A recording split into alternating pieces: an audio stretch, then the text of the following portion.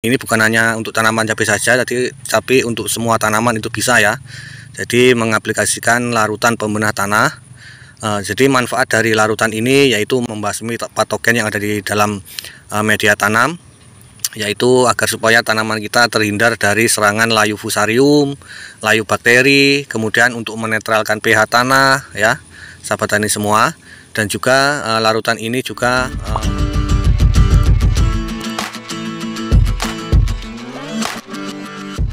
Assalamualaikum warahmatullahi wabarakatuh. Salam semangat para sahabat-sahabat taniku semua dimanapun berada.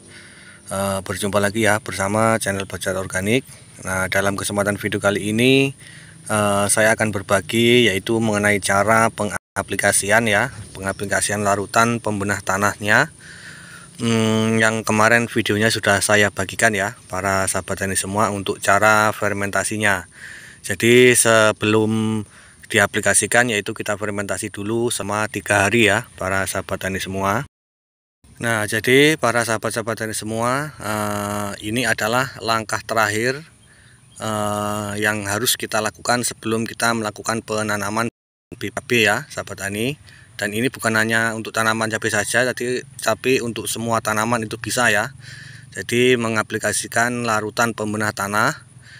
Jadi manfaat dari larutan ini yaitu mencegah patogen yang ada di media tanam kita ya, membasmi patogen yang ada di dalam media tanam, yaitu agar supaya tanaman kita terhindar dari serangan layu fusarium, layu bakteri, kemudian untuk menetralkan pH tanah ya, sahabat tani semua. Dan juga larutan ini juga mampu untuk mengurai residu-residu bahan kimia ya sahabat tani yang ada di dalam tanah. Jadi ini sangat wajib sekali diberikan ke lahan kita sebelum kita melakukan penanaman, agar supaya tanaman kita ke depannya setelah kita lakukan penanaman itu terhindar, terbebas dari serangan layu fusarium, layu bakteri, kemudian antraknosa, dan juga penyerapan unsur hara itu akan jauh lebih maksimal lagi ketika kita melakukan pengaplikasian bahan ini, karena nanti pH-nya itu akan stabil, tidak mudah ngedrop dan juga tidak mudah naik ya sahabat tani ataupun basah. Jadi pH-nya itu akan sangat netral dan sangat ideal untuk semua tanaman kita ya sahabat tani. Jadi larutan ini setelah kita fermentasi selama 3 hari, kemudian 1 hari ataupun 2 hari sebelum kita lakukan penanaman itu kita lakukan pengocoran larutan ini. Nah, oke, selanjutnya kita menuju ke cara pengaplikasian ya. Jadi untuk yang pertama yaitu mengenai dosisnya ya. Jadi sebelum kita aplikasikan, kita aduk dulu menggunakan tangan seperti ini. Nah, kita aduk agar supaya bahan-bahan yang mengendap itu tercampur bersama airnya ya sahabat tani. Nah, seperti ini biasanya itu mengendap ya. Nah, kemudian untuk dosisnya itu per 20 liter air bersih ya, itu kita berikan larutan sebanyak 1 liter. Nah, seperti ini 1 liter ya sahabat tani, kita masukkan kemudian kita aduk. Nah, ini kalau menurut metode saya ini sangat wajib sekali diberikan sebelum kita melakukan penanaman ya, yang bertujuan yaitu tadi untuk membasmi patogen-patogen jahat yang ada di dalam tanah, agar supaya tanaman kita terhindar dari serangan layu fusarium, layu bakteri, busuk batang, antraknosa, patek ya sahabat tani. Itu kita bisa mencegah sedini mungkin dengan cara mengocorkan larutan ini ke media tanam sebelum kita lakukan penanaman.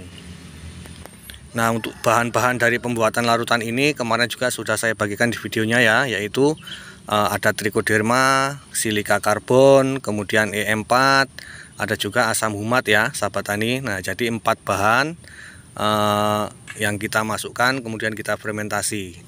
Nah, oke, selanjutnya setelah kita aduk secara merata ke dalam air sebanyak 20 liter tadi, per 1 liternya kita encerkan dengan air 20 liter, kemudian kita lakukan pengaplikasian. Untuk cara pengaplikasiannya yaitu dengan cara dikocorkan ke lubang tanam ya, ke lubang tanam. Untuk dosis per lubang tanam itu kita berikan sebanyak 1 gelas ataupun sebanyak 200 ml. Nah, jadi larutan sebanyak 20 liter ini bisa kita aplikasikan sebanyak 100 lubang tanam ya. Nah, kemarin saya fermentasi itu sebanyak 4 liter. Jadi 4 liter itu bisa untuk 400 tanaman ya, sahabat tani. Jadi nanti kalau sahabat tani misalkan tanamannya banyak ataupun sedikit, sahabat tani bisa mengkalikannya saja ya. Jadi untuk cara pembuatannya kemarin videonya sudah saya bagikan ya para sahabat tani semua. Nah, itu untuk dosis cara pembuatannya, dan kali ini adalah cara pengaplikasiannya ke tanaman.